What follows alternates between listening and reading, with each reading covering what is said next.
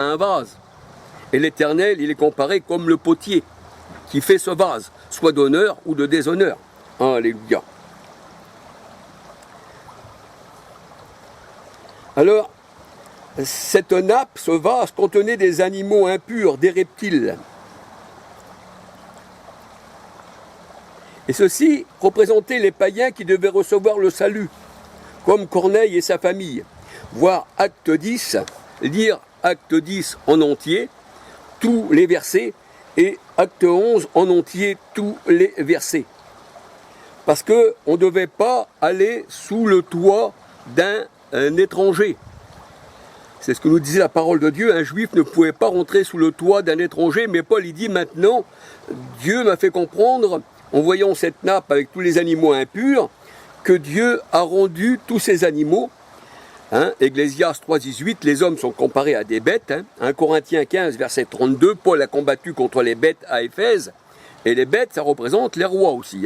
Apocalypse 17, 9, 11, 12. Alléluia. Alors, et là, eh bien, Paul, il voit cette nappe.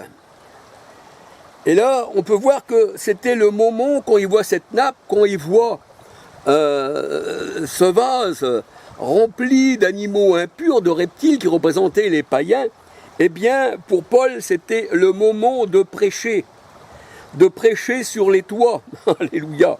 Matthieu 10, versets 26, 27, Luc 12, versets 1 à 4. Et le discours de Paul se fit aussi, eh bien, dans la chambre haute. Alléluia. Et on voit qu'il y avait un paralytique, il devait descendre du toit, eh bien, pour qu'il puisse rencontrer le Seigneur. Alléluia. Lui, du toit dans lequel il se trouvait, bien sûr, dans son infirmité. On peut dire aussi qu'il était aveugle parce qu'il ne connaissait pas le Seigneur. C'était un païen. On peut dire aussi que ça peut être aussi un païen. Alléluia. Alors les hauts lieux, là où on voit qu'il y en avait qui adoraient les astarés et tout. Marc 2, versets 1 à 12. Et la parole de Dieu nous dit que Jean-Baptiste aussi a appelé les Juifs, selon la chair, 1 Corinthiens 10, 18, à devenir des disciples du Christ, pour qu'ils se détournent eh bien, des faux dieux, d'adorer le soleil, d'adorer les dieux d'Égypte, d'adorer les Baals, d'adorer Moloch, qu'ils donnaient leurs enfants à Moloch, l'étoile de Moloch, votre Dieu, qui dit le Seigneur. Alléluia.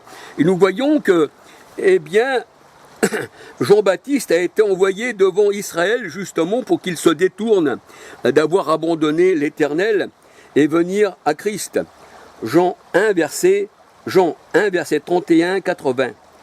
C'est pour ça que le Seigneur, il dit en sa parole, eh bien, premièrement, Israël. Alléluia. Premièrement, Israël. Romains 1, verset 16. Romains 2, verset 10. Acte 3, 25, 26. Matthieu 10, verset 5, 6. Et ensuite les païens, puisque Paul, il est l'apôtre des païens. Et Jean-Baptiste a été envoyé aux Juifs qui étaient sous la loi, lui-même étant sous la loi. Luc 16, verset 16, Matthieu 13, verset 11. Et la loi était pour les Juifs. Romains 3, 19, 20, 21. Mais les Juifs avaient aboli la loi du Seigneur. Marc 7, si on lit tout Marc 7, nous voyons qu'ils avaient abandonné la loi du Seigneur pour des traditions humaines.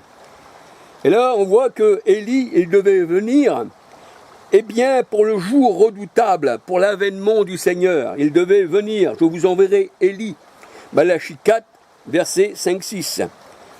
Et Élie qui devait venir pour ce jour redoutable, Malachie 4, 1, 5, 6, eh bien, c'était Jean-Baptiste. Matthieu 11, verset 9, 10, 14, et Ésaïe 40, verset 3. Matthieu 3, verset 1, 7, 10, 12. Alléluia. Et c'est pour ça que les disciples disaient au Seigneur, mais pourquoi donc Élie doit venir premièrement avant le jour redoutable de l'Éternel, avant l'avènement de l'Éternel? Je vous dis que Élie est déjà venu, mais qu'ils ne l'ont pas reconnu, et il leur parlait de Jean le Baptiste. Et Jean le Baptiste est venu avec l'esprit d'Élie. Alléluia. Jean le Baptiste est venu pour Israël, qui avait abandonné les commandements de Dieu. Hébreux 9,15, Actes 17,30, Jérémie 31, versets 36-37, Juges 17, versets 1 à 6, et il appelait le peuple à se détourner des dieux d'Égypte, des dieux du monde. Alléluia. Et quand Jean-Baptiste a appelé les Juifs à se tourner vers le Seigneur par l'agneau qui ôte le péché, il présenta Christ comme l'agneau qui ôte le péché, et le baptême de Jean c'est un baptême de repentir de l'ancienne alliance, qui de l'ancienne alliance les Juifs avaient abandonné l'Éternel, et là Jean a appelé tous les Juifs à se repentir des péchés qu'ils avaient fait auparavant. Eh bien, il y a certains Juifs qui n'ont pas voulu se faire baptiser par Jean-Baptiste du baptême de repentance, et ils ont annulé à leur égard les desseins de Dieu. Luc 7, versets 29-30. Alléluia.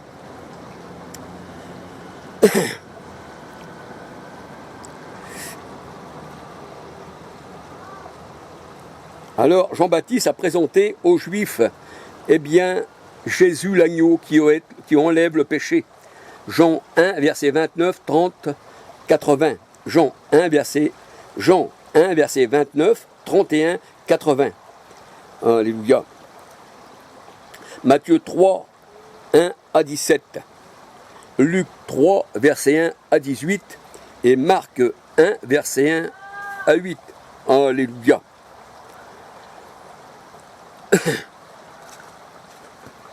Alors voilà, je vous ai parlé un peu, j'espère que je ne me suis pas trop emmêlé, on va dire, les versets de la parole de Dieu, parce que c'est vrai que à penser à la parole du Seigneur, telle qu'il nous la présente en esprit, alléluia, c'est plus facile que de l'expliquer, alléluia. Mais un enfant de Dieu qui est né de Dieu comprend la parole de Dieu, alléluia. Alors soyez bénis, vous qui appartenez au Seigneur, et vous qui comprenez ces choses, alléluia. Pour les autres, ils ne peuvent pas comprendre puisqu'ils ont des oreilles, ils n'entendent point, des yeux qui ne voient point, et une bouche qui ne peut pas parler, ce sont des muets, ce sont des brebis muettes. Mais grâce au Seigneur, dans Ésaïe 35, versets 4, 5, 6, le Seigneur est venu et il a guéri les brebis. Alléluia, parce que nous voyons que dans Malachie 1, versets 6 à 14, les faux prophètes, eh bien, voulaient présenter des brebis malades, aveugles, chétifs au Seigneur. Mais le Seigneur a dit, je ne peux pas les agréer de vos mains parce que vous êtes des faux prophètes.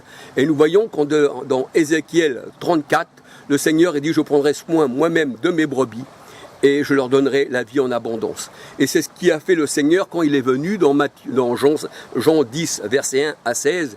Il dit qu'il y avait des mercenaires qui ne prenaient pas soin des brebis, mais le Seigneur a dit, moi je suis le bon berger qui prend soin de mes brebis. Alléluia.